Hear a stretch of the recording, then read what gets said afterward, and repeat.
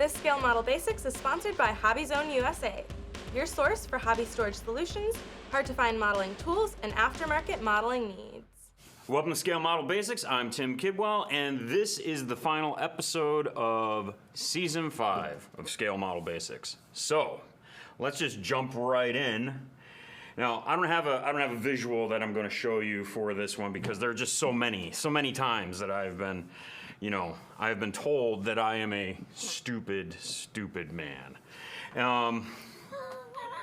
But I did want to address it.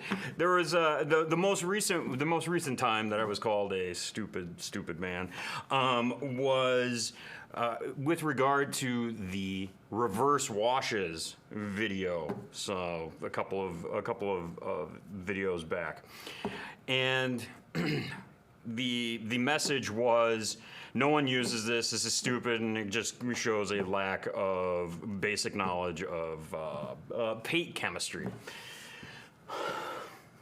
Okay.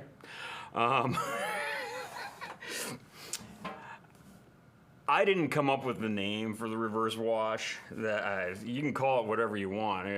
I mean, rubby enamel off the top of lacquer doesn't really, I mean, it describes it, but it doesn't come off as particularly, I don't know, erudite. So anyway, and maybe reverse wash is the wrong thing, but that's just what people have called it. That no one uses it, no, that's just not true. And I thought the example was that the enamel thinner doesn't hurt the lacquer underneath. And this goes back to something that we've talked about many times, where lacquer can be put over lacquers, enamels can go over lacquers, but lacquers not over enamels, and acrylics can go on top of either enamels or lacquers, but lacquers and enamels commonly cannot go over acrylics. Now, remember, we've talked about this, and we've shown in past videos that you can indeed put lacquers and enamels over acrylics. You just have to be super careful about it. But let's move on to something more fun. Questions and answers.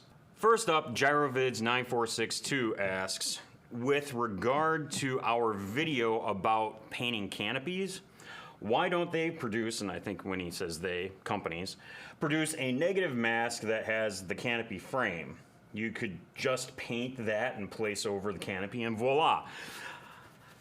I'm not sure what Gyrovids means by a negative mask. I'm going to assume that they are thinking about something like a decal that they can paint on and then place over the canopy. I think in the end, while some people do use decal striping on canopies, I think in the end, it's just a matter of difficulty. Even with die-cut masks that companies produce for their models, there can be all sorts of fit issues. And when you have something that has a lot of complex and compound curves, getting a vinyl or even a water slide decal to sit down on that accurately, even after you've painted it, that's going to be difficult. I think in the end, it's going to be much easier for you to go ahead and mask and then paint and then peel off and then go. Although I think the idea is cool, I think in the end, it just causes more challenges than what it would actually solve. Recently, we did a video about wiring engines and how that is one of the simpler ways to add really cool detail to your models, be them cars, airplanes, or armor. Billy Johnston asks about boots. And as I said in that video, you can make this process as complicated as you want. And actually, Ben and I initially we were looking at showing how to make spark plugs, and then showing how to do different boots processes. And we just, as I said in the video, we kind of took a middling route because the videos are called Scale Model Basics. It's not, super advanced modeling for scale modelers. That's really not what we're focusing on. But you can, in that video, I used paint to hint at the boots. But you can use rubber tubing. You can use plastic tubing. You can use brass. You can use narrow tape and paint that. Again, it is as complicated as you want to make it, and it can really be as creative as you want to make it.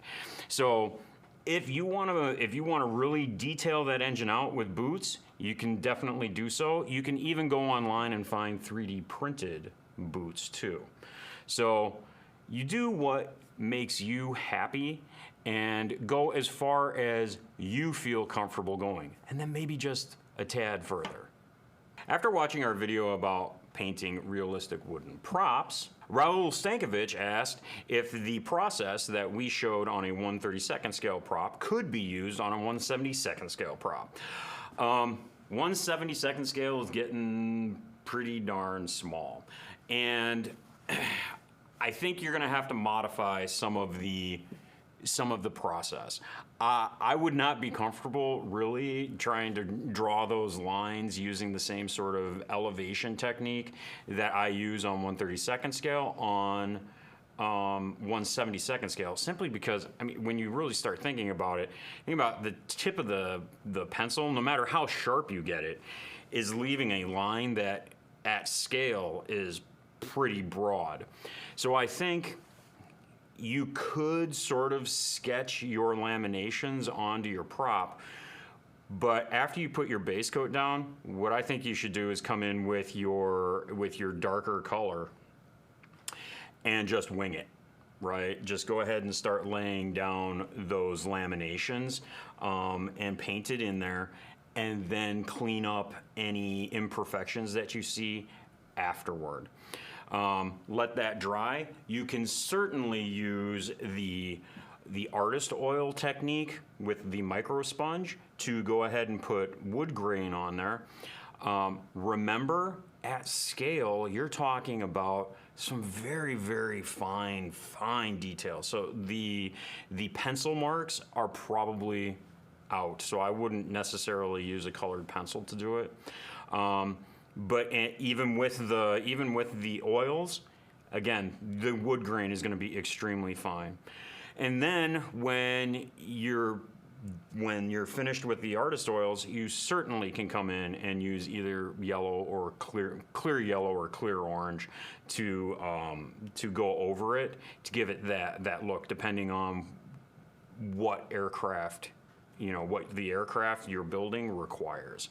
So I think that, yeah, you can use the techniques, you're just going to have to modify them a little bit, just because the scale is so small.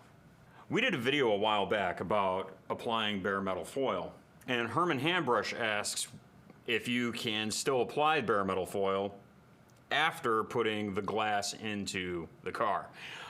You can. It's going to make your process a little bit more difficult. You're not going to be able to spread the bare metal across that gap like you normally would if the glass weren't in there. And so that also means that you're probably going to be cutting strips of bare metal foil to place around the glass, and that's then naturally going to leave some seams and marks.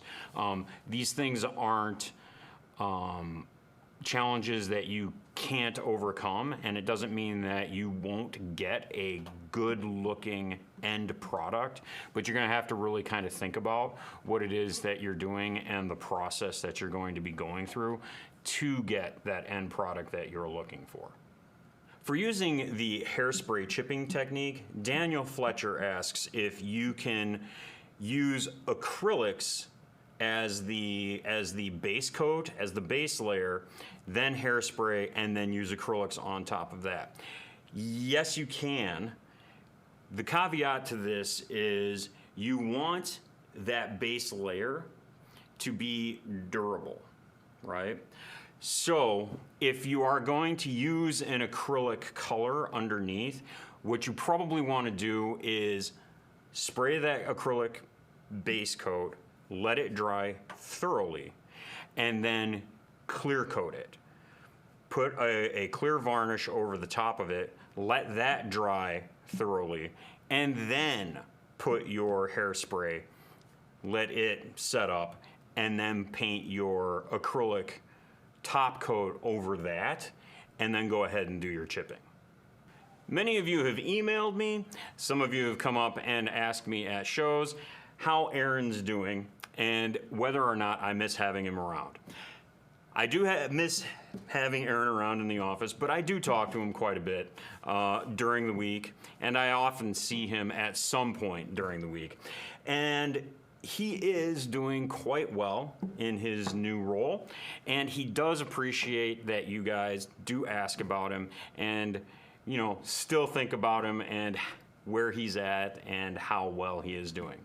So thank you for asking. He thanks you for asking.